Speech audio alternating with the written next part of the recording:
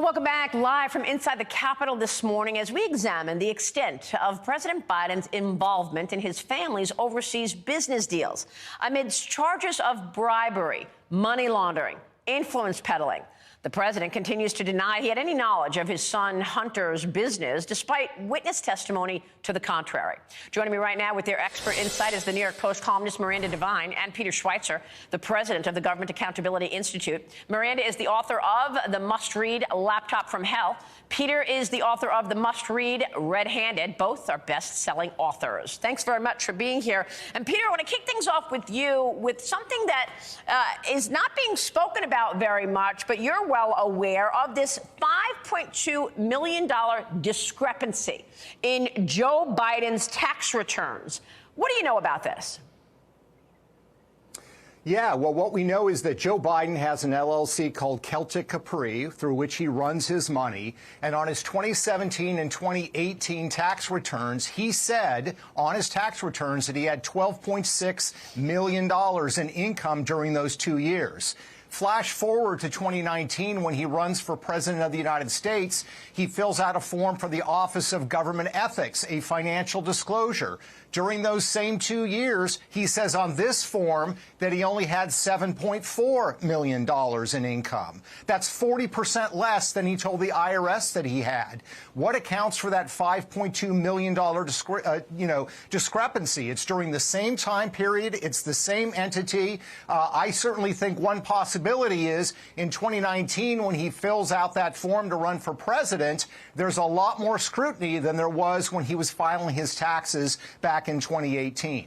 Well, we have been saying that the president continues to deny any involvement in this, but the House Republicans tell us that the entire family has collected money. So what about this? Can the president continue to say, I don't know what my family made. I have nothing to do with any millions of dollars that my family may have been paid from foreigners? What do you think, Peter?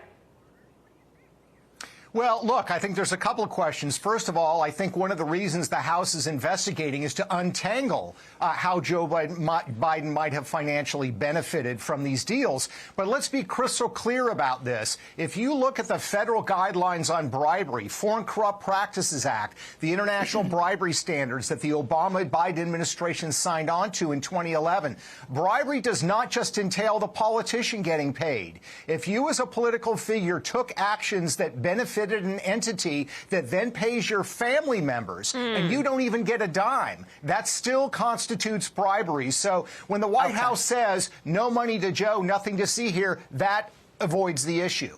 And Miranda, you've written and reported extensively on the 10% for the big guy, as well as this movement from Republicans wanting Joe Biden's bank records. Yes, and look, Maria, the irony, what Peter was just saying about family members, is that when Joe Biden was going to Ukraine as vice president and lecturing them about corruption, one of the new statutes that they were bringing in was that it was going to be bribery for family members of officials to receive money. So it's amazing that the US State Department and the Vice President were demanding from Ukrainians things that Joe Biden doesn't even abide by himself. I think the hypocrisy was not lost on the Ukrainians. Miranda, do you believe that this inquiry will give the Republicans more tools to investigate a deeper probe?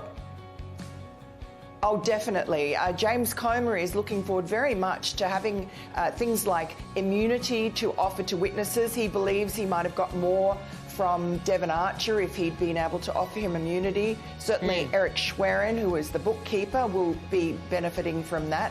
And also just the ability for his subpoenas to have more weight. Hold on, you guys. Miranda Devine and Peter Schweizer, quick break, and we're back with more. Stay with us.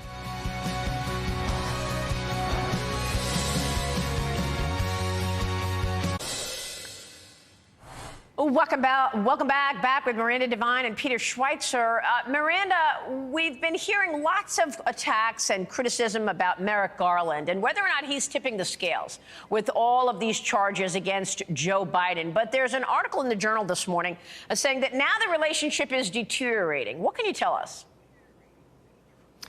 Well, it seems pretty clear that Merrick Garland has decided that he's copping too much reputational damage on behalf of Joe Biden's wayward son. And so I guess the gloves are off now, particularly since Hunter Biden's lawyers unloaded with that leak to Politico and the New York Times after the plea deal collapsed, and basically humiliated David Weiss and, went through chapter and verse all the special meetings and the collaboration that went on during that 5-year investigation supposed into Hunter Biden and the sweetheart deal that emanated from that. And I think now there's a pit bull, a guy called Leo Weiss, who's been put on the case, and he has a track record of being a tough prosecutor.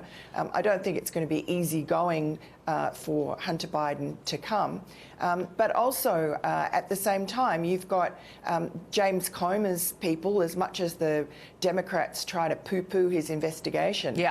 He's closing in on some pretty serious aspects of this. Particularly, he's following the money trail. He has specific bank account numbers in the United States where it's alleged by people in Ukraine money went to Joe Biden. Right. And Peter, $5 million to one Biden and $5 million to the other Biden was the testimony from a whistleblower. Yeah, exactly right. Look, the impeachment inquiry is going to give Capitol Hill a lot more muscle. More to come. All right. We will leave it there. Miranda, Devine, Peter Schweizer, thank you. And thank you for joining us